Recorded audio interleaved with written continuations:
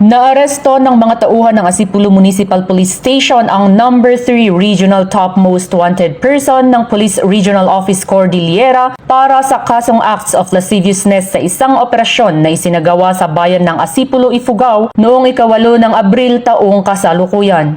Ayon kay Police Colonel Jeremias B. Oyawon, Provincial Director ng Ifugao PPO, ang matagumpay na operasyon ay pinangunahan ng Asipulo Municipal Police Station sa ilalim ng pamumuno ni Police Captain Lorna B. Butak, Acting Chief of Police ng Asipulo MPS bilang lead unit at ang Provincial Intelligence Unit ng Ifugao PPO, katuwang ang 1st Ifugao PMFC, RID Procar, Regional Mobile Force Battalion 15, Regional Intelligence Unit 14 at iba pang unit ng Asipulo MPS. Ang suspect ay naaresto sa bisa ng warrant of arrest para sa kasong acts of lasciviousness sa ilalim ng Article 335 ng Revised Penal Code kaugnay ng Section 5B ng RA 7610 na inisyo ng RTC Branch 14, Lagawe, Ifugao. Matapos ang pagkakaaresto, dinala ang suspect sa Asipulo MPS para sa kaukulang dokumentasyon bago isagawa ang turnover sa kinauukulang korte.